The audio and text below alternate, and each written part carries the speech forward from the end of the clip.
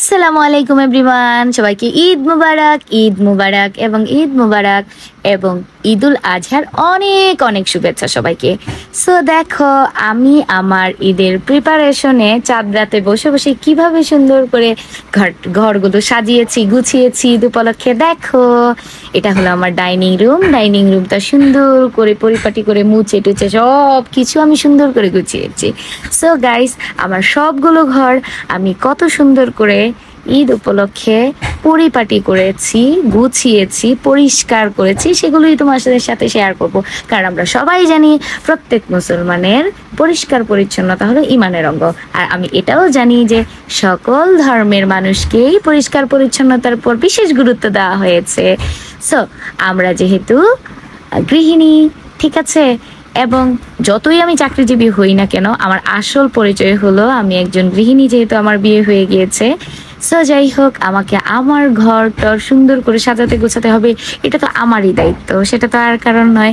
So dining রুমটা সুন্দর করে গুছিয়ে টুছিয়ে তোমাদেরকে একটু দেখাচ্ছিলাম। কিছু কিছু কাজ একটু অসমাপ্ত রয়ে গিয়েছে, যেমন কিছু ভেজা কাপড় টাপড় আছে, এগুলো আমার নাড়তে হবে, ওগুলো করবো গাইস। সো এখন ডাইনিং রুমের লুকটা মোটামুটি প্রায় শেষ দিকে।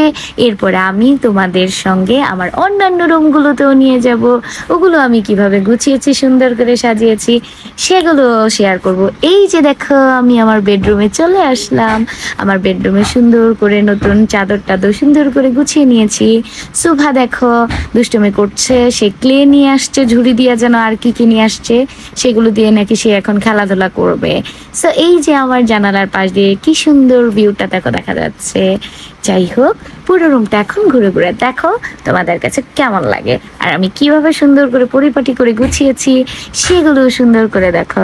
অবশ্যই অবশ্যই আমাকে কমেন্ট করে জানাবা যে আমি কত সুন্দর করে পরিপাটি করে গোছগাছ করে সবকিছু রাখি। আমি শুধু সারা বছর চাকরিও করি না, ঘরের কাজও করি, একদম পাক্কা গৃহিণী, ঠিক আছে? সেটা সুন্দর করে আমাকে কমেন্টে জানাবা, ঠিক আছে বন্ধুরা? এরপর আমি তোমাদেরকে আমার সঙ্গে নিয়ে যাব কোথায় বলো তো? আমার আরেকটা রুমে তোমাদের সঙ্গে নিয়ে যাব। সেই রুমটা আমি কিভাবে গুছিয়েছি সেটাও তোমাদের সঙ্গে শেয়ার করব গাইস। সো এই রুমটার ভিউটা মোটামুটি প্রায় শেষ দিকে।